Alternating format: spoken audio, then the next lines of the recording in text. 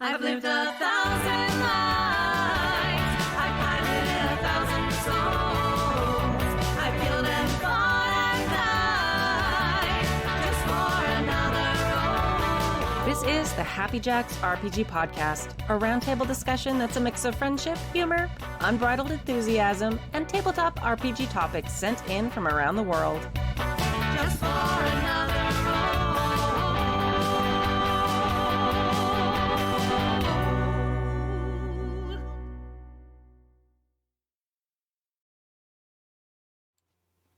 Hello, and welcome to Season 34, Episode 6 of the Happy Jacks RPG podcast. My name is Kimmy. I'm Jason. Pooja. Chris.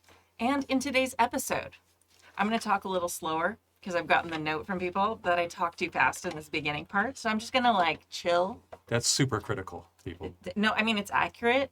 Part of it is also I know I do this. It's a note I get anytime I do any voiceover stuff is slow it down. And for those of us already listening on 2X, Yeah. that's Yeah, it's suddenly super chipmunk Kimmy. Yeah, it's amazing. So, all right. Bill from Canada asks about game vibes versus mechanics.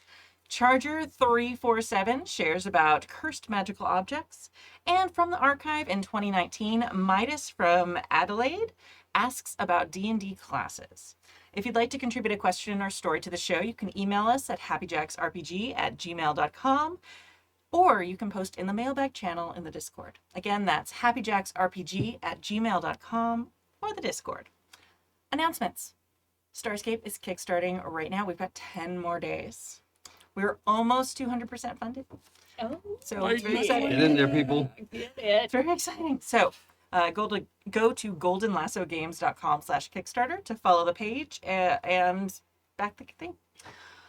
Gen Con is coming up very, very, very soon in 2 days. I will be there. If you will be there, at me, in the Discord, you can send me a DM or whatever. You have permission to DM me and maybe hang out and stuff. I don't have the bandwidth to organize a Happy Jacks meetup. If someone wants to do that, I will show up for it, probably, depending on if I'm at a panel. Because I somehow also volunteered for a bunch of panels, and luckily none of them are on top of each other. Oh, God. It's very exciting. But I would love to meet people, see people, talk to people. I'm very excited. It's my first Gen Con. Yes, they're very exciting. I also got a question in the Discord from Charger, actually, about our email process. Because people were like, you asked for emails, but then I sent in an email and you haven't read it. So I don't do emails in order of arrival. So emails are part of a greater system that I really don't plan as much as it feels like sometimes. But I basically kind of look at who's signed up for the show, and I pick emails based on what they're experts in. For example, tonight we have an email about Shadowrun stuff. Jason is here. Oh, that's me. So generally I try and pick topics that make sense with whatever collection of hosts we have. And also kind of mix in okay, we've had a lot of emails from this person lately, so I'm going to space them out a little bit. Or we've talked about, a specific topic a whole bunch of times, so I want to space those out a little bit. So just because an email hasn't been read does not mean it will never be read. It also doesn't mean it will be read officially. So there are some emails where it's if it's a topic we've talked about a whole bunch of times, or if it's something that I feel like we've addressed very recently, then it gets really low down on the pile. And then there's times where we're desperate enough we'll read anything. So, So please don't take it personally if your email hasn't been read, or if we read an email that you've written more recently and not something that you sent a while ago. It might just be something that's a little more topical. So don't take it personally. Keep writing emails. It's great. You know what's going to increase your chances of having an email read? Yes. Sending more. Yes, Yep. sending more emails on a variety of topics. And also something, actually, if you comment on something that's happened in the show recently, hey, in this season, Jolene's really great about that. It's much more conversational, and it kind of continues a topic through. So that's a great way to kind of have a higher chance that I'll put it in sooner, because I don't want it to get too old before you're back in season 3. Oops. Yeah. So anyway, just some tips there. There are some tips on the website somewhere. They're kind of old, though. So if you want to look at those tips. But again, don't take it personally. We love all of our letters We and do. our letter writers. We do. Speaking of tips, sorry, I'm a little distracted. It's very vain. I don't usually see my arms on my stream, and I've been going back to the gym. And I'm just like, hey, okay, buddy. Yeah. We're like Killing it. getting somewhere with this. Like, Got the I'm guns. not sad about it. I'm sorry to have derailed on this note. I'm just like It's not important hating to my see. image in the camera, which is fun. It's Body important to euphoria. see the value of your efforts. Yeah. Yeah. Body Yeah. euphoria should always be celebrated. Yes. I Thank agree. you. Absolutely. Thank you. Totally. It's a nice feeling. Yes. I'm proud. Thank you. As someone who used to be your coach, well done. You'll always be my coach, Kimmy. All right. Indie Designer of the Month. Our July Indie Designer is Graham Gentz, who is on last week. Had a super great conversation. Super fantastic human. Super excited to meet them at Gen Con. So you can find his games at grahamgentz.itch.io, grahamgentz.itch.io. This week, we're actually discussing a comic that he's worked on called Weird Space. Weird Space is a sci-fi action comedy comic of weirdos in space carving out their destiny. So join our crew of alien misfits and their swashbuckle as they swashbuckle and shine across an uncertain and surreal universe. Originally released in 2014, please enjoy the sample of the opening pages along with some never-before-seen scripting pages. See you on the other side. And it's on itch.io. And it's Nice. Weird Space with a Y, W-Y-R-D. It sounds Thank a little you. Hitchhiker's Guide-y, is it? Yeah, absolutely gives those vibes. And if you go to grahamgantz.itch.io, it's all there with their games and stuff. Cool. Super cool. Very fun. And yeah. All All right. right. I'm sorry. Just to derail just again for a second. Bubble True. The gun show is probably yippee-ki-okay. Okay. No. All right. I have dibs a different letter. Who wants to Okay. read mailbag 1? Yes. Mailbag 1. I'll do it. Did you want to read one in particular? I'm being No, I lazy don't tonight. care. I'm not reading any. No, that you want. shouldn't have to. No, you. It's the You shortest put in your one. time. Yeah, go for Go it. for it. Okay. Hi, Happy Jackers. I was wondering your thoughts on parts of games that affect the feel, but don't feel active in play. Affect the feel, but don't feel active in play. My thinking is inspired by lyric games like Chair by Adira Slattery or We Are But Worms by Riverhouse Games. But it has been affecting the way I think about more traditional games as well. One of my fondest TTRPG related memories is reading through the high level spells in Advanced Dungeons and Dragons.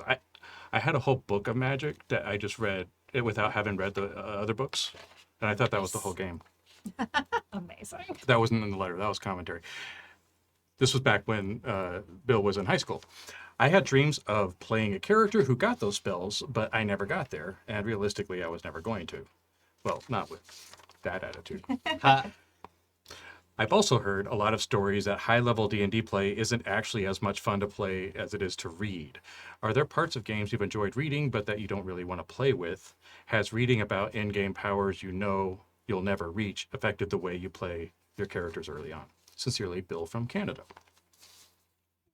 I have a specific example of high-end play in the White Wolf game Scion. They had 3 games: Hero, Demigod, no S, and God. And so there were these 3 tiers of play. And the idea was you could take one character all the way through to go from being a hero to a god. And it really sung in level 1 through 6, which is the end of Demigod. And then when you get to 7, you have to take some godlike powers. And this is not a case of like, I was reading this and I didn't want to play. I wanted to play it, but it was also, and for those of you here who are familiar with me, you'll know I was reading ahead. I was reading the rules for God. I was like, these are going to fucking break. And I dare you not to break. And we played it, and guess what happened? It didn't break? It all fell apart. It broke all to hell. People put a lot of great work into it. The art is fantastic. I own all the books. I love them. I like the game Scion, but it is a very involved, complicated mechanical system, and it completely falls apart when they're trying to orchestrate godlike play. Yeah. And honestly, it was part of the reason I was inspired to try to find some other way to play characters like that. This was an example of like those lower levels, perfectly fun and good role-playing game. Like any White Wolf game, it was, kind of power fantasy, whatever. And then completely falls apart at the upper levels, and my understanding is that D&D does that as well, like past level 15. Yeah. I've played high level D&D. I've never played a campaign that went to high level, just in one shots for shits and giggles. Yeah. And it takes a long time. I'll just I will say that. say, like, one of my first campaigns that I ever played of role-playing games was a long running campaign of D&D, and we ended up reaching high level. And what I found was not necessarily that it was less fun, because that's going to depend on your campaign and who your GM is, but that balance, and then especially at the time, people have seen me on the advice show now, I played a ranger in D&D 3.5. Oh boy. Okay. Nice. Apparently I hated myself. Yeah. But it did mean that, like, the balance between character classes was completely broken. Yeah. One of the people in our party was a sorcerer, so, like, They'll handle it. yeah, I mean, they literally just handled everything. Yeah. And we, ran around and did whatever. I still remember having fun, but I do remember any time we got into a combat situation, it was like, just sit back here and wait for other people to actually do things. Take out a deck even of if cards. even if I critted, even if I had the best arrows I could have or whatever, like, I wasn't doing anything. Yeah.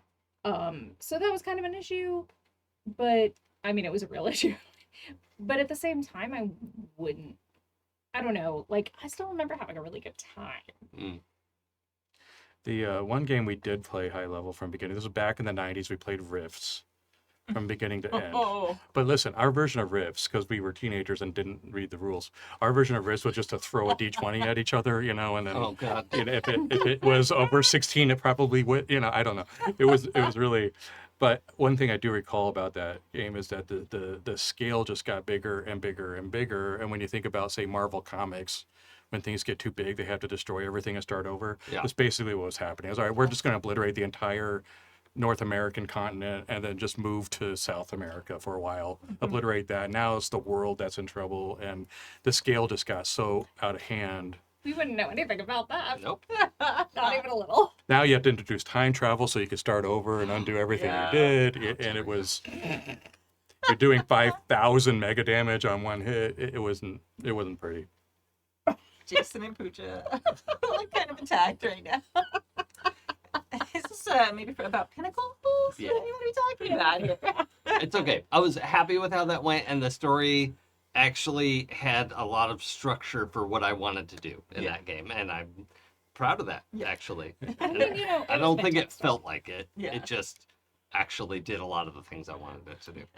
And we all had amazing character arcs, and it ended in the way that it needed to, and, like, paid homage to the roots that we wanted it to pay homage to in very satisfying ways.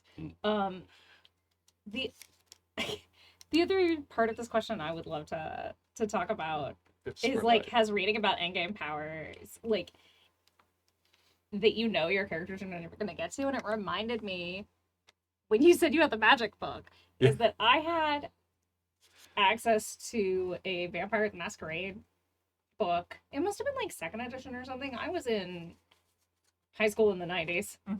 Late 90s. But 90s nonetheless. And I didn't have anybody to play with. So I would just read everything, and I would read all the lore, and I would make characters, and I would, like, think about, like, how much fun it would be to, like, I would basically just make, like, write mini adventures for just myself. That sounds so familiar. It sounds sad when I put it that way, but whatever, I enjoyed myself. And so, when I look at games from White Wolf, when you start to look at, like, how powerful characters get at the higher levels, Yeah. I feel like it encourages me to play it more like I stole it. The closer I get to that kind of cliff too powerful for this story. Mhm. Yeah. Yeah. I feel like, I don't know, there's so many examples of games that I love reading about the world, but then once I start playing the mechanics, it feels like it's like discordant with the lore and like with the world building they've done. Mm. I don't know. I feel like one example of that, I feel like as I get it more and more into game design, I feel like things, not that there needs to be mechanics for every piece of everything, but that there needs to be some sort of correlation between some of the mechanics and the stuff in the world. For example, like the character connection questions in PBTA, like I love those things. Like those things inspired Decima. Yeah. A whole game. It was revolutionary for me. Yeah, super great. But I also feel like I like when the systems have something that is connected with that. Like some of the games have threads, or like different things. For Monster Hearts they get threads, and for influences, masks, and stuff like that. And I think I love when it's tied in with something, so it's not just like a hypothetical, okay, you know this. And for Starscape, it's trust. Yes. Mhm. Like I thought a lot about that, because and why that matters, and having it change how you actually jump in with the mechanics. It just gives more weight to it. It stops being like a hypothetical, just like window dressing piece. And I think there's a lot of games that are more narrative that have added lots of pieces like that. And I feel, at least for some of them, they would be more weighty and more meaningful if they had stuff tied in with them more often. Yeah. Mhm. Like a game like, did you just mention Masks? Yes. Okay. So the thing that I think Masks does so well, and sorry, my brain was spinning out a little bit It's on okay. different ideas. So apologies if I'm repeating anything, but the fact that you can have really wildly different power levels in Masks, and that's not the point of the story. Yeah. Right? But then if you want that to be the point of the story, then you have to have mechanics to support it. Masks should not have those mechanics. You know, it's, does your power go woo woo? Okay, it goes. But that's not okay. Well, fuck it, whatever. Yeah. But a game like I've talked about it a bunch lately, but Multiverse RPG does a really interesting thing, because they really want to embrace Thor and Hawkeye on the same team. Yeah. Right, and the way they do it, I think, is pretty functional. The way I've looked at it, like a lot of it makes really good sense to me. And that's why I'm announcing now, Kimmy wants us to relaunch Pinnacles as if it had never happened, and we're just going to completely restart over. A different timeline. Yeah. We'll start over. It'll be issue 1. Don't worry. The Earth reboot. 365. Yeah. It'll all happen exactly as it happened before. We're going to all remember exactly what we did in each situation, but we're going to use the Marvel system instead. I think the OP problem is that D&D represents. It doesn't handle very well. It's because of where is the focus of the game. Right. If the game, in my game, Great American Witch is purposely powerful. These witches can level entire cities if they wanted to. It's not the point. They don't. They have stories that they have to get through, and leveling the whole city would be really, really bad for them. And so you're making hard choices. But look at what DC does. If we're talking about comics, with very well. Tell us what DC does with overpowered characters like Superman. I mean, they give him kryptonite, and suddenly there's more kryptonite on Earth than there ever was on Krypton. And different kinds. So yes, many and different different kinds. kinds. Superman's challenge Absolutely. isn't that he's. It isn't about how powerful Superman is. Right. It's about the things he has to give up, or the internal struggles, and Right. and so these more independent games deal with that. Like Masks is way less about the powers and more about the interactions with the kids. Then so D&D is about becoming king of the mountain. I also, and there's actually an email Jolene has coming that, and maybe we'll talk about it because it's kind of tied in with this, but like, it's also different when you're sitting and playing a game than when you're reading a comic. Yes. It's the same thing you run into with trying to create games based on TV shows and things like that too. It's like the people creating that medium can control the beginning, the middle, and the end perfectly. Yes. When you're improvising at a table, like, yeah, you can have that moment for Hawkeye when you're writing the comic that, oh, they need to hit this one thing, and so, Thor's over here, and like he gets his moment. But when you're playing at a table with an RPG and you've got dice and you've got all these random things and people are doing different things you can't predict, it's harder to make sure everyone has those shining moments despite their disparaging power levels. And like the same thing with like trying to create a story that has a good beginning, middle, end based on TV shows. A lot of times people are like, oh, whatever it is. And it takes a lot of design intent to have a game that can be paced well that way and still tell a good story when you don't know what's going to happen. And I think there's an interesting thing. Like, we started off talking about high-level D&D in this letter, or Build It, but there's another aspect of there are parts of games you've enjoyed reading but that you don't actually play with, is that sometimes you read a game and you're like, that sounds really cool in theory, and I'm never going to use that at my table. That doesn't have anything to do with, like, high-level play. Yeah. But that I want the feel of this, but without the added fuss or whatever of a different part of the game. Mm-hmm. That I know there are a lot of listeners who are going to be like, but the fundamental themes. But I would heavily argue that by distilling down which of those themes that you want to focus on with your table, it can really enhance the story that you want to tell without a bunch of extraneous stuff. And the example I'm going to give is our XCOM game. We used Band of Blades. Didn't see any need for the story that we wanted to tell to have the aspect of that game that was the players also playing generals that were designed like that high level of like, oh, we need to send these people out on this mission, da da da. It wasn't anything I was particularly interested in, and it wasn't what the table was interested in. So we just didn't use it. Yeah. I think it's a really interesting mechanic because it gives you like this, for the right story, to have both sides of it. It's like, here are the people who are really removed from the field and really removed from the actual action and in a way removed from the cost. Yeah. And then the people who are in it, and to have your players playing both of them is a very, very interesting idea. And I actually liked that a lot. But we didn't use it. Yeah. Same thing when I ran the One Ring campaign here. There's a whole bunch of cool mechanics in there about, like, you're supposed to, like, be keeping track of time, and, like, there's a Yule mechanic, like, every certain number of time, like, everyone goes home for a few months, and, like, you can have heirs and, like, create, like, family groups and stuff like that, and then you all come back together as a fellowship. And we kind of dabbled in that a little bit, but we ended up with such, like, a cozy fellowship, like, we almost didn't want to spend that time away from each other, so we did, like, the obligatory, like, one session where we had a Yule, and then we were like, no more of that. But like, and I liked those mechanics, and I feel like for a different story they would make a lot of sense, or it just wasn't what we were interested in. And the journey mechanic, as much as I loved it, we used it a lot, but there were also times where we're just like, we're just not going to do a journey mechanic right now, we're just going to go there and do the thing. Right. Fast travel. Yeah, if you've unlocked both points, then Exactly. So yeah, the same sort of thing where sometimes it's great and awesome, and then sometimes you're just like, not today.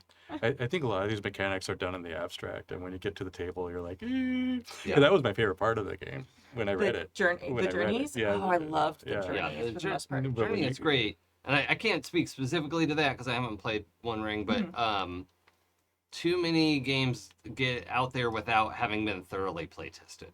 You know, they play with like their 10 friends or whatever, and they're like, okay, cool, we did it. Even big games, like they just don't go through the hundreds of hours of play testing that's needed to make sure that everything fits. And you know, I feel attacked. Are you attacking me? no, I assume you're playtesting your stuff. I playtest hundreds of hours. Hundreds of hours. Your game feels playtested to me, so I guess you don't have to. But You are special. that's my mom said. I just think not enough people are like, they'll be like, oh, okay, that's like a 80% chance and that's a 40%. Okay, cool, that's good. But like, they're not picking up on, like, one of my big pet peeves is like, okay, the way Forged in the Dark works, right? Where you got to roll, and if you get a 6 on any individual die, then it's this kind of success. A 4 or 5 is a medium success. 1, 2, 3 is, so it's 50% per die. If you have 2 dice, you have a 75% chance of succeeding. If you have 3, it's 87.5% chance. Unless you're Great, but the problem there is that only matters in the law of large numbers. Versus if you're adding the dice together, you can get the same percentages, but you will have a better mouth feel. Right. Like, don't put your dice in your mouth. It's not good for you. But it matters because you get the same numbers, but you have a different table experience. And if you don't play test hours and hours and hours, you're not going to know what that feel is. You're not going to have people at your table like, wow, this is kind of annoying. Like, it was a cool idea, but executing it is annoying. Yeah. And there is a lot to say about, like, okay, if your system is using, like, Tales from the Loop, Things from the Flood, like, you have a pool that you're making, and only 6s are successes. Okay, they're, like, when you playtest with that and figure out, like, what that feels like versus having an additive dice roll system, like, is that the feeling you're going for? Yeah. Because that's a valid choice if it's one that you're making with intention. Right. And as long as it's on purpose, you know, or like when Shadowrun does it, it's 5s and 6s, I think, but you're rolling like 20 dice, you know, and that's kind of a fun experience. I'm not critical of doing it that way. I just want to make sure people know what it feels like to play it for long periods of time. Like, I feel like they did some quick math and went like, yep, that's the percentage I want for this. That makes sense. But it doesn't show up. Anecdotally is the term I was trying to think of. Like, if you roll the dice 100 times, that's still not a data set. No. That's not going to reflect a data set. You need thousands of dice rolls to have those individual dice rolls show up. But if you add them together, you get one. You get to play with the fallacy of the gambler. And you get a more consistent hands-on feel. Sorry, that was a big tangent, but That's okay. I was actually chatting with someone in Discord today. They were like, "Oh, like, are you going to say Starscape's powered by the apocalypse because there's so much new stuff on it? I feel like if you like changed up the dice to like D8s or something." And I was like, "Oh no. Like, I can't, just swapping it out like that would screw up so much math and so much stuff." It's like, there's a reason there's like a +1 for this and a this and a, you know, you only have this max on the stats. It's like the minute you're like, oh, D8s, it's not a big difference. You're like, oh no, it's a really big difference. That's why it's hard to get D12s into games. I tried. Lord knows I tried. But those are ugly little buggers.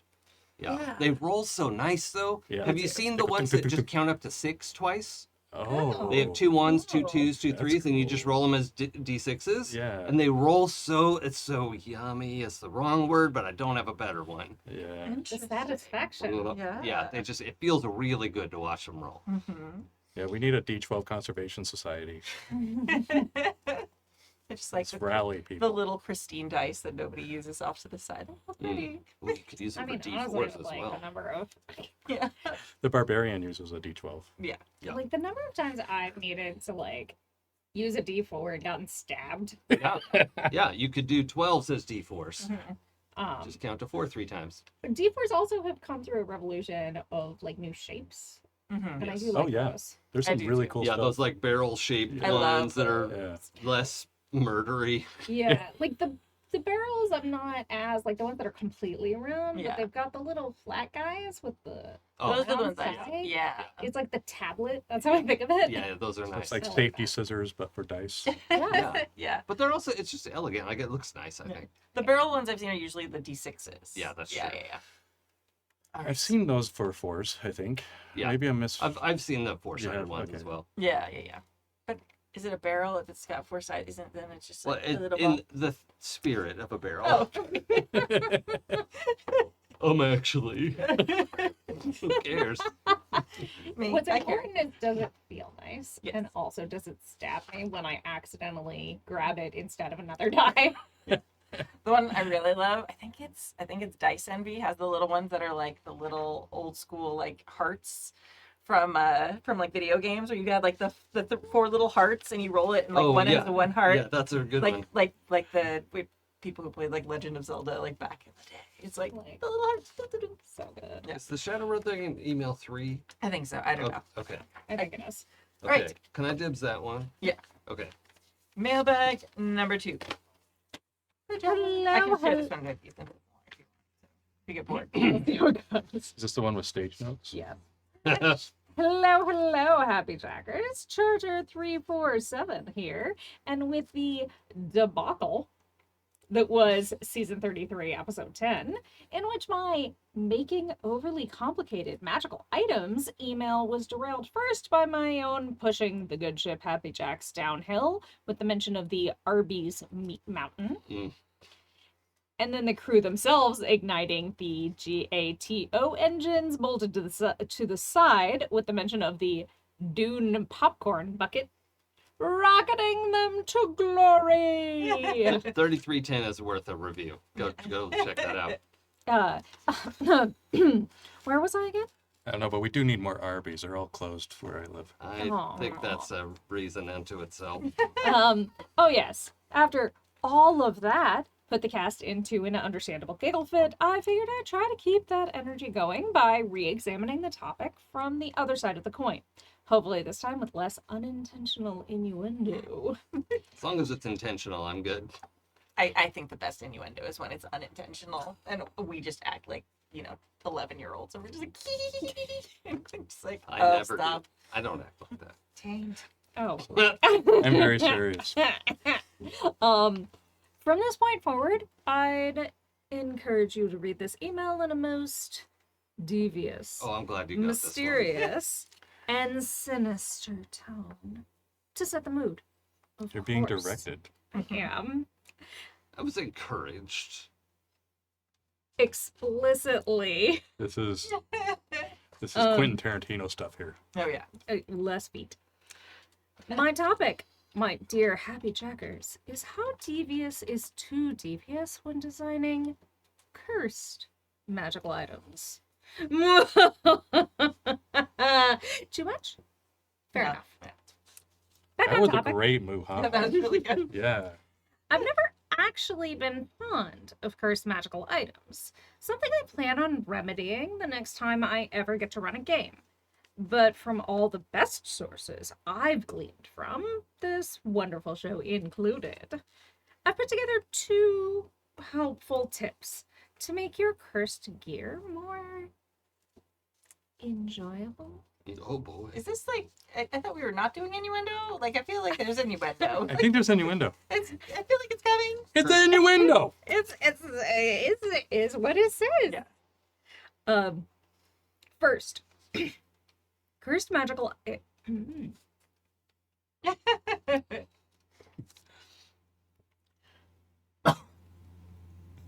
I played myself. It's fine. First, cursed magical items should be mean, but not cruel. And second, the players themselves should want the cursed item as much as their characters do. Hmm. I'm adding, if not more. Yeah, and with full knowledge of forethought.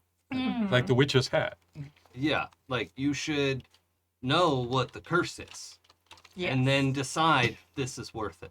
This cost is worth it, and I want it anyway. Mhm. That's fucking fun. I mean, that is very fun. But I would say, like, sometimes not knowing the curse and figuring out, like, how bad is it? Am I willing to? How bad do I want this? And Yeah. that I am willing to take whatever cost it might be is also very fun. Yeah, the boon has to Yeah. be really good. Yeah.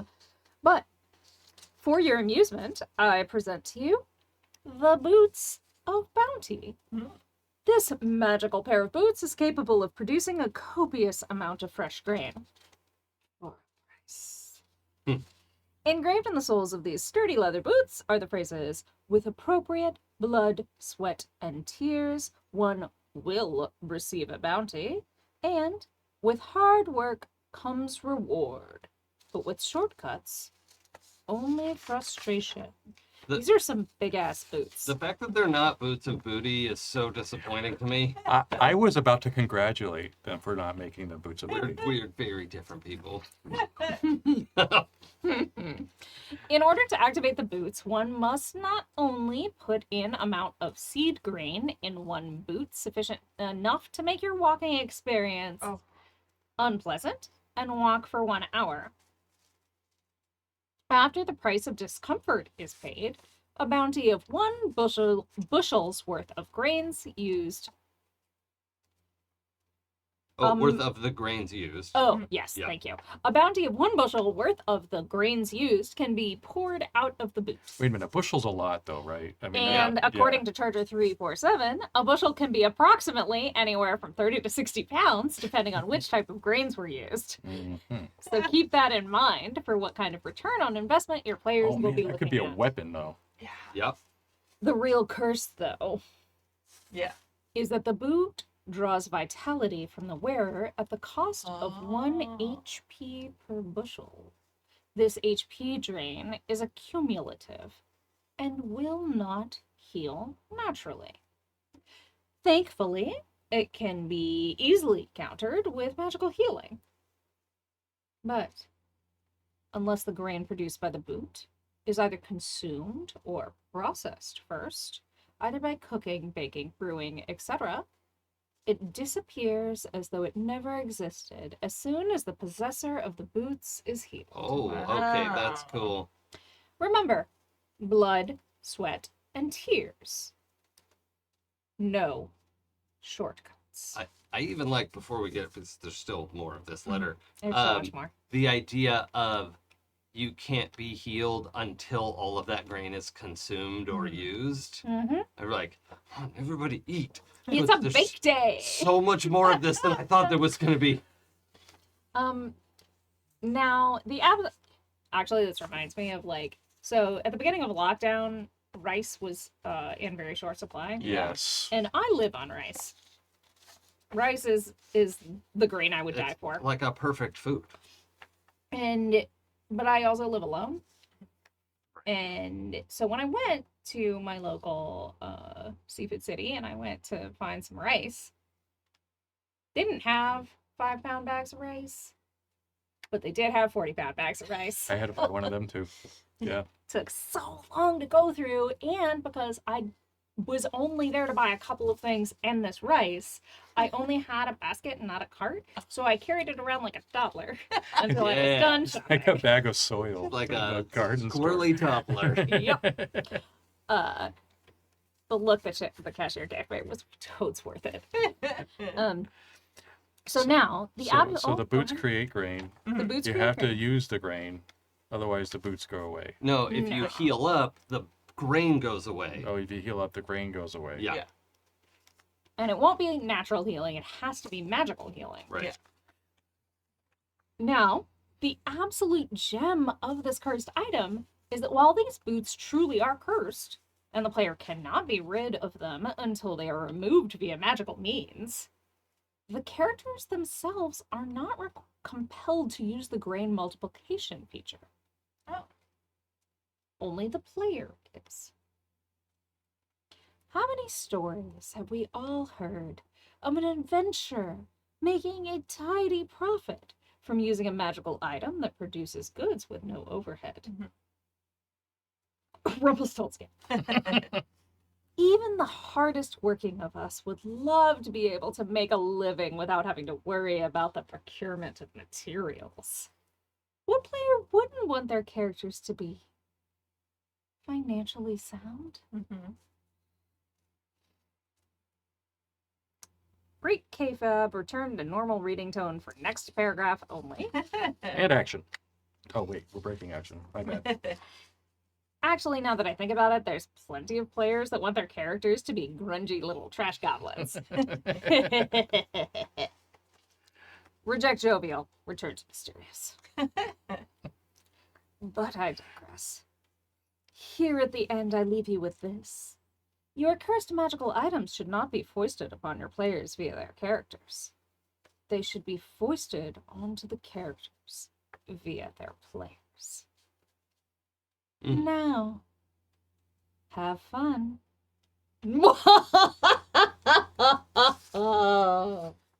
Chilling. Charger 347. Normal tone again. P.S. That's me. Someone who's worked as a farmer for 25 plus years of my 36-year life, I can never truly explain the insanity that has having grain in your boots. Oh, yeah. From the largest grains that cause instant pain to the smallest, sharpest grains that hide like monsters in the threads of your socks, waiting for you to take a wrong step and invite suffering to the soft Yeah, you parts think you of your got all feet. of them out of there? Fuck you. All of them are as annoying as hell. All of them inevitable. The absolute worst, though, is if your knee-high boots get so full that it works its way up into your pant Oh, legs, shit. too. At which point you'll be inflected with mystery grains that no matter how hard you try and shake out of your pants, you'll get a grain work its way down under your foot within minutes of taking off your boot to shake out the last grain you just got out. Ah! Anyway, grain and boot, just as bad, if not worse than a rock in your shoe. At least a rock can't hide in your sock and cling like a splinter. Mm-hmm. Yeah. Yep. And can we congratulate you on your Yes. performance? Well done. Very Well well done. done. Very well done. Very good. All right. Everyone drink. Yes. Everyone drink. So yeah, I find this email hilarious because while I find the concepts and the tips great, the idea of like capitalism the boot makes me sad. But for a price, like I don't know. I feel like there's something like poetic about that balance of like it steals your health, but you could make money. It's like at least with this, like the person paying the price, like the person making the money is also the person paying the price. So I feel like Yeah. capitalism is not the accurate description of that. Because for capitalism, the people making the money are never the ones paying the price. Yeah, but we're paying that price to get the money to exist within the framework of capitalism. Because if we don't, we eat shit. Yeah, I don't know. I feel it. Maybe I can see that. I can see that argument for it. Can the I feel grain like be it- fermented? I feel like the Yes, idea yeah. that you need to literally injure yourself in order for this return, and that the draw is supposed to be great wealth, is the capitalism of it all. Yeah, that's true. Yeah.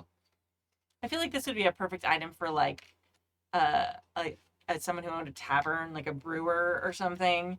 It's like they walk around constantly waiting tables, and then they could just make a whole bunch of alcohol with it, and then, but I mean, not great for an adventurer necessarily, because then you have to also carry all that grain. But like, I don't know. I feel like might be a win-win situation for a bartender or a pub owner or something who isn't gonna like that one hit point's not gonna kill them because they're probably not gonna get in a fight anytime soon. Like, But they're they not- only have 6 hit points.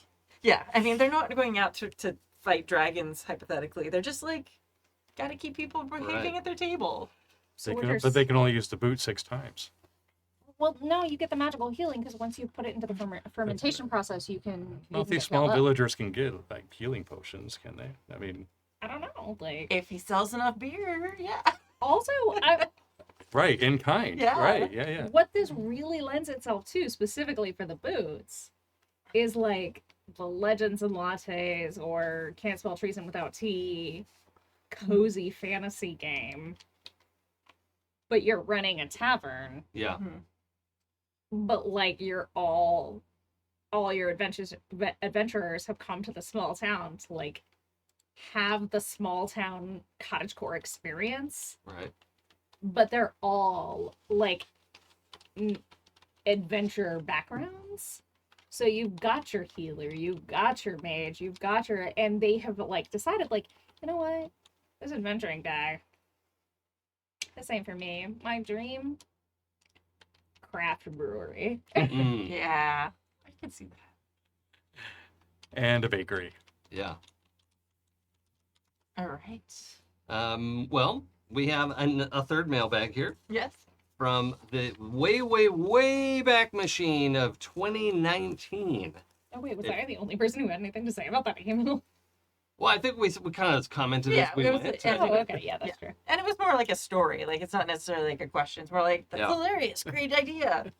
And Yeah. like, all of us talking about how much we could make money off of it. And capitalism. Well, hey, Stu and the Jacker crew. Midas here again from Adelaide. Just wanted to throw in my 2 cents to this grim encrusted well of nerd sweat and rage. Nice. On season 51, episode 43, that's probably a misprint or something, right? Yeah, that's a joke.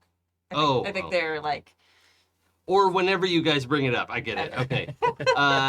You mention how you as hosts are unable to see a reason for classes in your RPGs. Multiple times this topic has come up, and many a time with many different people, it all comes to the same conclusion. Why do we need classes at all? I may have even been involved in one of these conversations.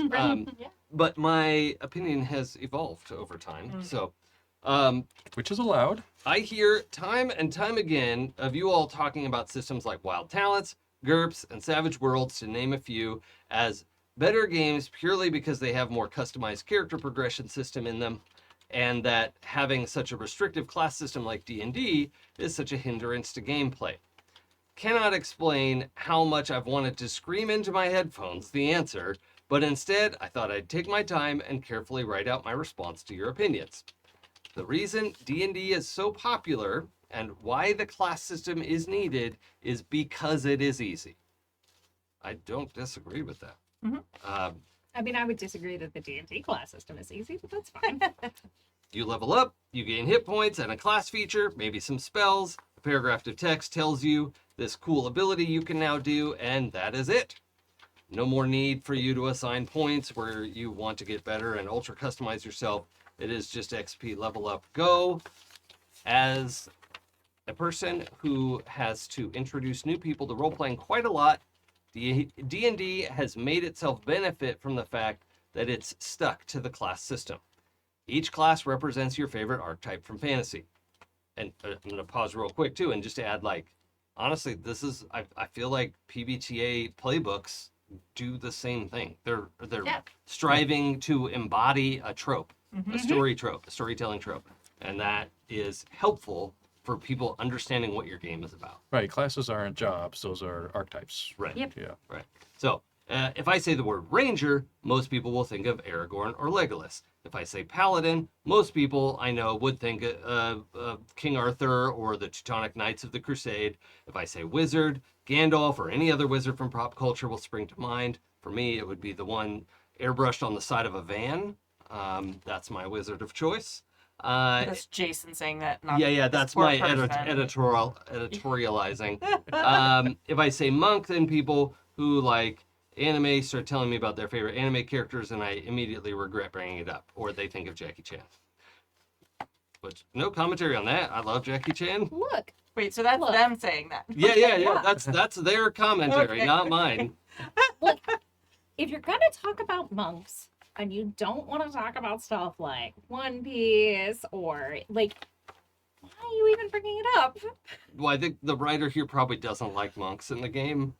That's my read on it. But Apparently, I feel monks like are there's sweet. anime.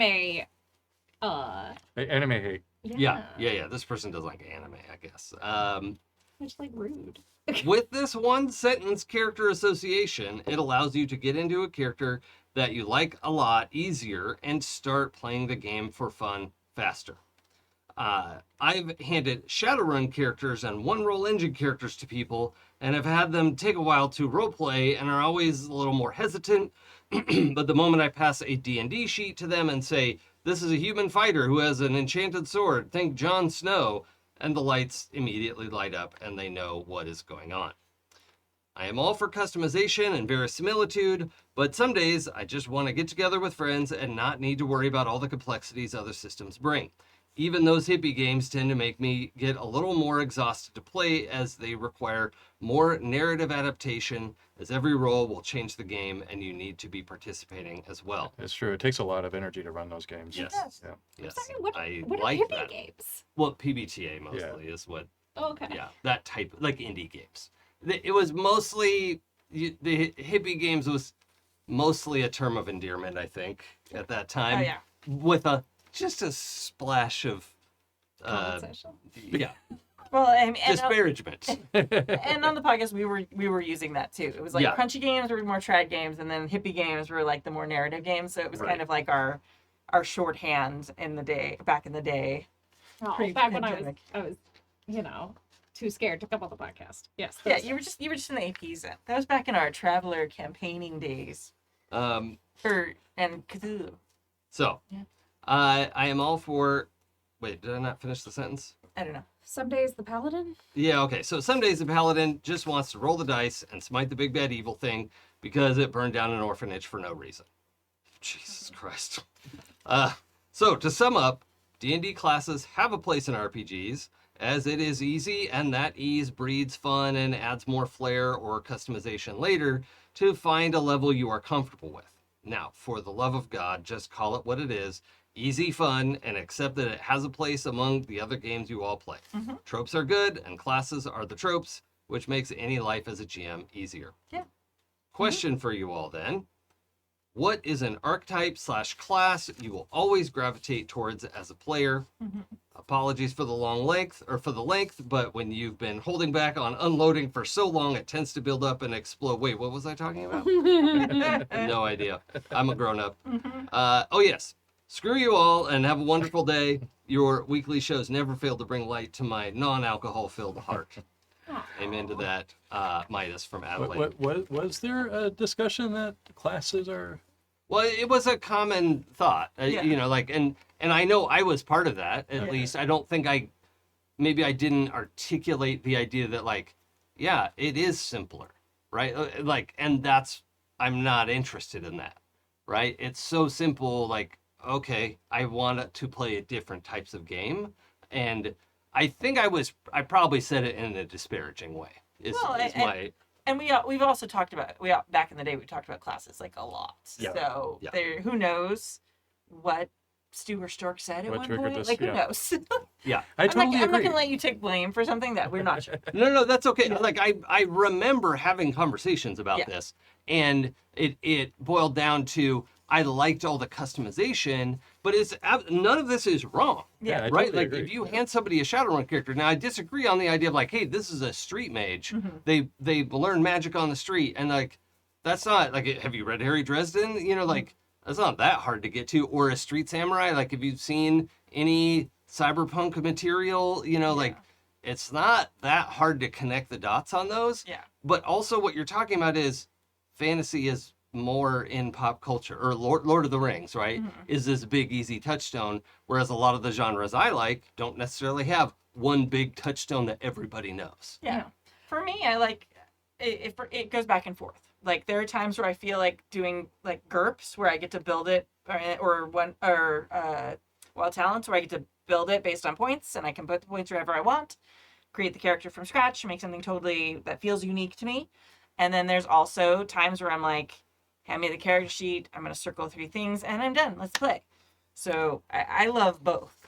From a design standpoint, I'm always trying to find ways to find touchstones, and so I lean heavily into this. I think that it's important. In fact, I lean heavily on primal archetypes, Jungian archetypes, the whole thing, just because I need those touchstones so that it's easy to pick up the game and play. Yeah. So I guess I'm sort of out of the field here when I think about I wouldn't want a system that I'd have to fully customize. I wouldn't have the patience for it. Maybe if I was younger, I don't know, but I mean, I can see the appeal of both. I've played both types of systems quite a bit actually, and what ends up happening for me is for shorter campaigns, for shorter runs, I really love classes. I really love a simplified leveling up process and more of a pick your trope, pick your archetype, pick your arc at that point. Yeah. And you're gonna have a lot of fun with that. But for a longer campaign, what you run into is that those kinds of rails can feel stifling Right. as a player. Well, I want to play a wizard, but I think he's learned how to wear armor, and how do I get that without having to completely butcher my class. You Feats. know, what's that? No, I know, but then what? I should have spent a feat on Warcaster. You know, And like and that's a thing about, like, it's so funny when people are like, well, D&D classes are so easy, and it's because, as I mentioned earlier in the episode, like, when I started D&D, I started with a much more complicated system than there is out there now, so I still have that idea that, like, I was planning my feats and things I was picking for my classes like 10, 15 levels ahead oh of time. yeah, You needed to start early. Yeah. Otherwise, you were going to be screwed later. right. If you want to get to whirlwind attack, this is the whole like 5 feats it's required to get there. Yeah, there was an Um, entire, like, path. I mean, if you think about, like, playing Diablo, Oh yeah. like, your Good feat times. tree. Good One of times. the things that always comes up where it's not specifically about this, but has baffled me when I got into PBTA. It had been around for a little while, but it was a revelation to me. Right? I played Masks for the first time 7 years ago, something like that. PBTA has been around what, 20 years or something. It For me, it was a big revelation. I was like, oh, this is cool. I like this idea a lot. But then I see a lot of, I'm going to say traditional gamers. They're probably D&D players because most tabletop RPG players play D&D. That's just a math. The latest numbers are 80%. Yeah. So that's fine. We can say most. It's fine. It's not disparaging. It's not a judgment, right? But it's D&D players saying, I don't like playbooks. They limit what you can do. Like, they're just classes and class abilities and feats. That's it. Like, is it limiting that my wizard can't use backstab? Yes. Yes, it is. But it's not a problem when they do it. But it's a problem when this playbook does it and says, here's this ability that you have if you're playing this I playbook. think they're speaking to the way moves are Triggered. yeah, and written, because it looks like it's a very specific moment in which you can do this ability, whereas in D&D I can do this ability whenever I want. I don't think that's a true representation of how the mechanics actually work at the table. But if you're coming in blind and you've never seen it before and you say, okay, when this happens, I do this, and only then, Sure. I mean, I think that's what they're talking Well, about. wait, can I backstab if I don't have advantage? Well, I'm arguing on their behalf. No, I know. But, and yeah. that's fine. I think I'm not- I think that's what the critique is hitting, and I do think that PBTA moves can be constraining. Yeah. I think they are by design. Like, I think Yeah. that they're supposed to be. Yeah. Because the idea in PBTA is that you can do whatever, and it's only a move in those circumstances. Exactly. Like, you can stab anybody anytime you want, and it only is going to be rolling if it's under those those certain circumstances for that move. Right. So it's like, otherwise, okay, if it's like, you are Stabby McStabberson, this is your playbook, you are the Maid of Knives, you can stab anybody anytime. Congratulations. You know, if the move is like, you know, to, you know, I don't know, kill someone or whatever it ends up being. I'm out of creative things because Stabby McStabberson is obviously a very clever good. name. That's good. Great It's name. perfect. It's like I'm when I was a following. This is it's like working. when I was a kid, I had a pet rat named Ratty. It's like, yeah, naming, Perfect. so good. You know, it's like, if the move is like, if they look at you out of the corner of your eye, you can stab them without them seeing. Fine, you can stab them and they can see you anytime. Right. But when that's the thing, and I think that's the point of it, and that can feel limiting to people who don't think outside of, oh, I have to use the move to actually stab someone. Yeah. And that's the problem. Like, that's the difference between like D&D or other games like that, where it's like, I have to use one of my moves or powers to do a thing. Right. It's We're- the opposite. Yeah, Yeah. it's exactly. Mhm. But Yeah, this is, but they're describing the very same interaction. Yeah. Like, I don't think PBTA and D&D plays very differently functionally. Okay? Obviously, they're very different games on so many levels. But you look at your character, you look at the things you can do, what you're good at, and you try to put yourself in situations to do those things and feel cool. And, Like- and one of them you have to wait a long time before you can do it. I feel like it's very similar. It's like two sides of the same coin. Yeah. It sort of reminds me of when, sorry, this is going to be a weird pull, but like when I'm teaching students multiplication and then I teach them division. Ah. It's like they are connected, they are similar, they are very different ways of thinking about the same mathematical process. Yeah. Right. And once people like get that, they're like, oh, this is like multiplication backwards. Yeah. You're like, yes. It's unmultiplication. Yes, exactly. So it's like they are connected. You just have to get people to see that connection, and then it's super easy for them to access Yeah. it. And some of these other games that are classless, which I don't know that I've played a classless game. That's why I'm a little bit Shadowrun, GURPS, Shadowrun has classes. Vampire. No, classless. It's classless. Well, okay. It has remember. some I archetype specifically maybe remember suggestions, what's but- a netrunner then. What? What's a netrunner? Is that a job? Net, Or a- well, Netrunner is a card game, Oh, okay. Okay. but like a decker. Obviously, it's been a is- lot of decades since I played Right, right. Shadowrun, but you know what Yeah. I mean. The decker, right? So to play a decker, you could play the example they have in the book. You could Yeah. copy that onto your character sheet, or you can make a decker. Like the example says, we spent our points this way, but you get 40 skill points, and you can put them in any skill you want. Okay, And I that's see. that's I what, how it boils down. remember.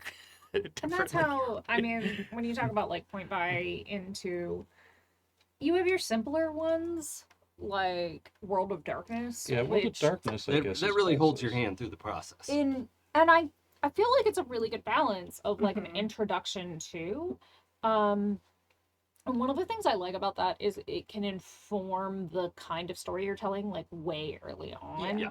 If you as a GM are looking at your characters and like what they're good at, and you're like, cool, let me tell a story that either like is going to, you know, pull from these tropes. Like one of the things that Adam did in our mage game was like, okay, my players really want a chase sequence. We had like 3 in the Yeah. campaign. It was so much They were fun. awesome. Exciting. And they like it was a thing that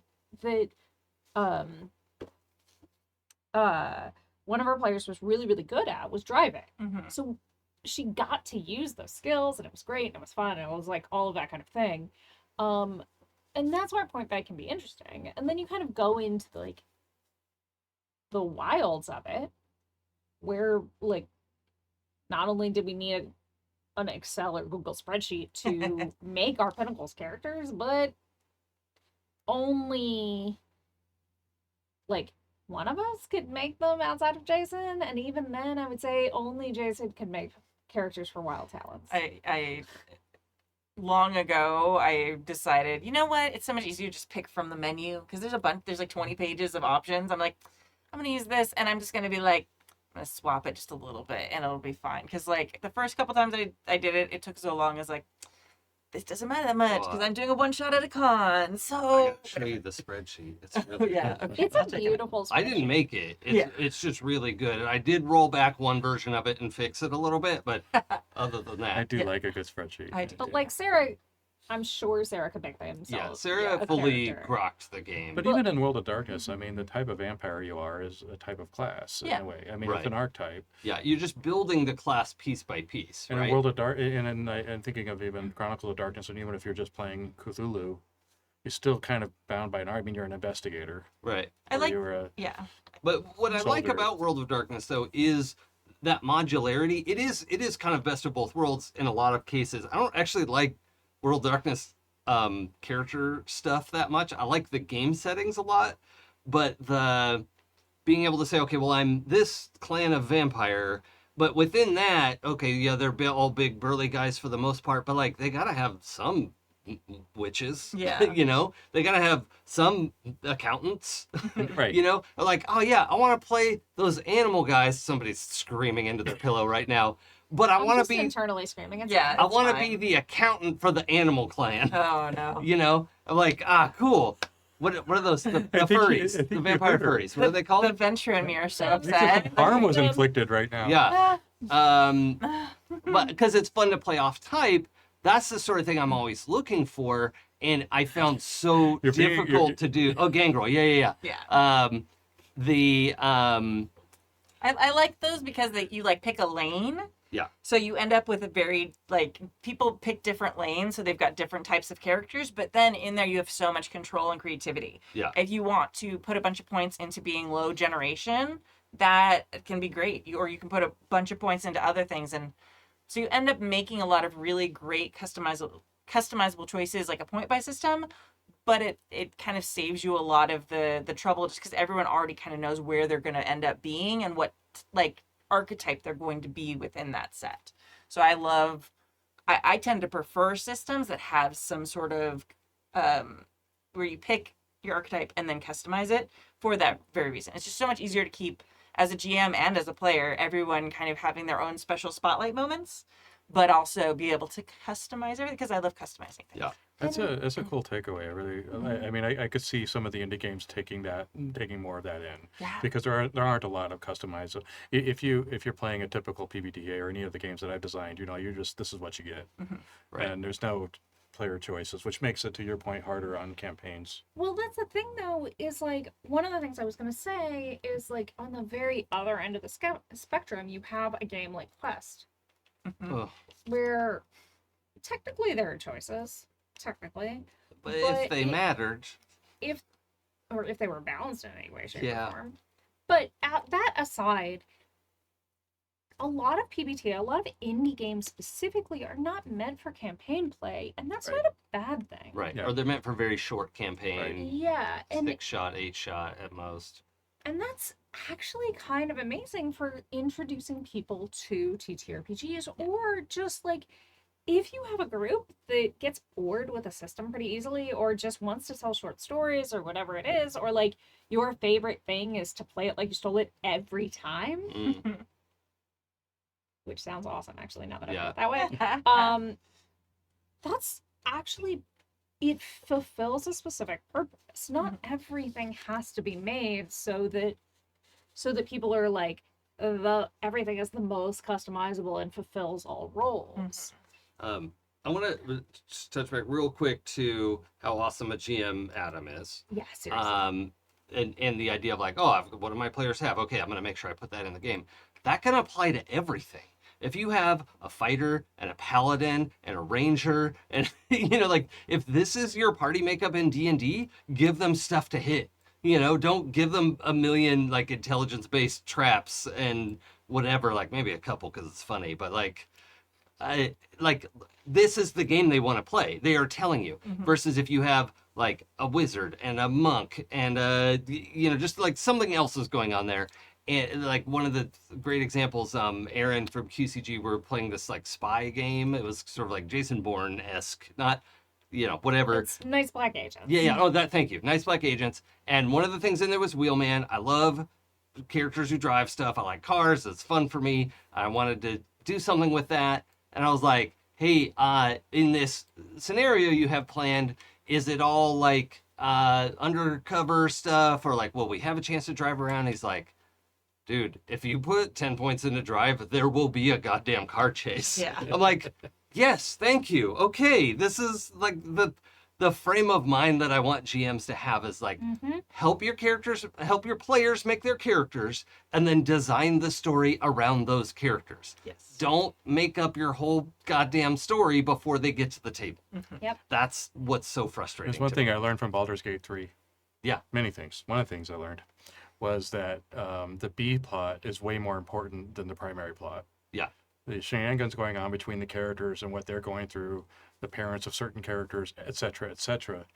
That's the story. Yes. The rest of it is the background. Yeah. The rest of it is like, And okay, you but can't this is the get to thing the we have to you go can't do. get to the main story until you finish the B plot. Right. Yeah. It's gated really well, I think. And And you can miss stuff, which I love. They don't just railroad you through there. I mean, they definitely rail you through there. That is an option in the game. You can, yeah. And yeah, I just find like it's a lot of fun to be able to play both ways. Yeah. Because sometimes you just want to go in and do that heist. And like you have the really fun like Eberron train heist. You're there, like grab that third rail. Mm-hmm. And sometimes it's Maybe the fourth rail, the fifth rail. Depends on how long a night it is. And there it is. and then you have other games that are built for more involved or like continuing evolutions of your characters. Yeah. Which Wild Talents did really well. Ish. I think they're both important. One thing I think about though is getting more people off of D&D into my games, and the biggest one of the inhibitors, I shouldn't say the biggest, one of the inhibitors is that they are short form games, and so if you're not going to invest your time, money, energy into rallying your entire group over to another game if it's just a one and done, and that's why I think a lot of people stay with D&D. So there should be more hardy, I guess, alternatives. I think there are, and they're up and coming, but there should be more hardy alternatives where you can get system mastery and then have the years of play that you get out of a D&D game. Yeah. Yeah. I mean, there's something just really nice about a one-page indie where you're like, I do love those. okay, guys, The we're Honey doing Hive the thing. is one of the best games ever designed. Yeah. There Yeah, was it's a masterclass. there was a game I played with, like, how do you do fellow humans? And you all play vampires sharing an apartment. Yeah. And you all think everyone else is a human. And you are the only vampire there. And it's set up like a sitcom. And it's a one-page game, and it's just so much fun. I'm a human bartender, Jackie Daytona. But one thing I think I really, really, really want to hear from everybody at the table is what is an archetype class that you will always thank you for gravitate bringing that towards as back. a player? Ooh, Fighter. I don't ever play. I always want to be a fighter. Super buff, like badass woman with a big giant weapon. Don't have to worry about spells. Always go with the fighter. That's cool. I have two answers. Yeah. If it's a game I've never played before, I use fighter to test it, because if you fucked up fighter rules, this is not worth my time. Yeah. But the one I really want to play is the hacker or like wizard. Robot. Yeah, something along the lines of like the techie. That's always my dream. It's often taken by the time I get there, but it's fun to get to put that. The thing I don't like doing is it's really rough when I'm playing in a game and someone else is the hacker. And they're kind of just winging it because they don't need to know about hacking, and that's fine. But it's literally like, Do you even hack, bro? a big chunk of my brain knows what they're not saying, and it's quite painful sometimes. I would Not that I'm a love to do hacker. that in a game I with you. I have would love not that. ever and will not and do not hack anything. That's not a thing I do or even know how to do, for the record. I would have so much fun with that. Sometimes it's just nice to torture Jason. I'm going to type really fast on the keyboard. Yeah. Just typing. And it's very clear that I'm not actually typing any words, but it will work. Upload I'm the gonna- firewall to their mainframe and then. I'm I'll just write a saying, technobabble chart just for that to annoy you. I'm just I would saying, love like, that, actually. That'd be the fun. Hackers, the movie version of Starscape, Yeah. I would play. Yeah. Oh, yes. Also, Good a idea. large part of why I'm in the career that I'm in. Which is not hacking. Like It's the movie semi-outsider, often hotshot, with a chip on the shoulder. Yeah. I guess traditional RPs, I like to play clerics. I like to play conflicted people. Mm. And usually that's in the form of a cleric having to deal with things like morals and ethics and the difference between the two. That's always fun for me. Yeah. Nice. Yeah, very good. All right, I think that's it then. Thank you. We are spent. Thank you for joining us for season 34, episode 6. Please support our amazing indie designer of the month, Graham Gens. He/they. You can find his games at grahamgens.itch.io. I spelled that up at the top of the show, so go back. Thank you to our chat mod, James V, and to our amazing Patreons who keep us ad-free and independent. You can join their amazing ranks at happyjacks.org/Patreon. My name is Kimmy, and you can find me at Golden Lasso Games and at Golden Lasso Girl and at happyjacksrpg pretty much everywhere on the internet. And you can go right now and support my game that's kickstarting at goldenlassogames.com/Kickstarter for 10 more days as of right now. 10 more days. I mean, it's definitely going to get to 200. The question is, can we get it to 250? And that is all the power of y'all. Yeah, Yeah. and like all the stretch goals and stuff. Signal Mhm. boost. Yes. I mean, Kai is one of the stretch goals to write. Please, Yeah. I want that Maya. adventure so much. Need it. I'm Jason. You can follow me on Twitch and Twitter at It's Probably Okay. I stream on my channel Monday and Wednesday, Thursday, Friday for the most part. I'll probably get Tuesdays in there because that's Yeah. what's happening. Anytime I need to know something from Jason and text him, that's when he streams. Yeah, you could just follow my channel and then you'd know if I was streaming or not. I But get the that's, alerts. but we know where this friendship is now. So I get the alerts. It's just like there's also all the other alerts from everything else. And yeah, I just, yeah, you know. no, that's just in with the chaff, I guess. I'm sorry, time is a lie. Go to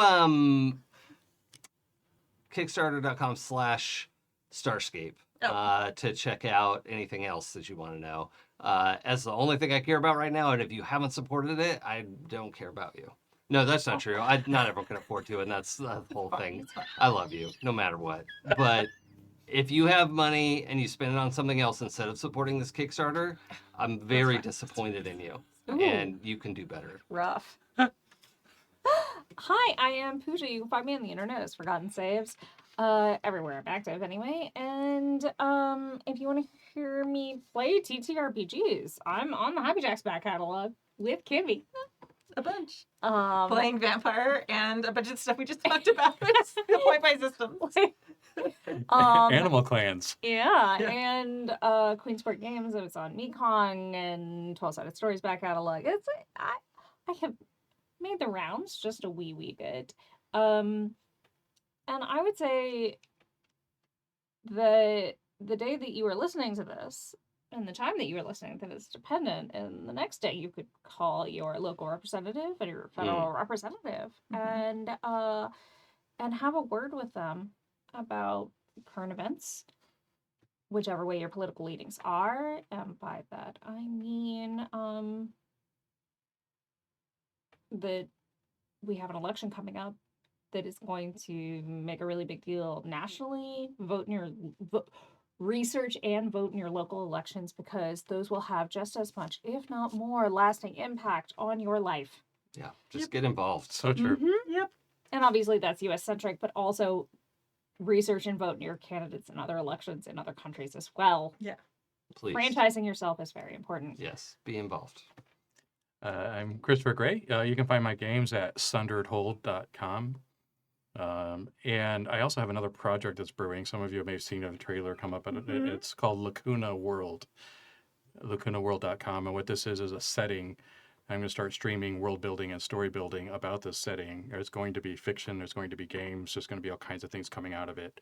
And it's essentially if Atlantis were real and the gods came from there and they never went away. And we're following the story of gods throughout history. So it's really exciting. I consider it a really important work. So stop by. It's just getting started. Nice. Amazing. And again, if you're going to be at Gen Con, let me know and we can hang out or something. It'd be great.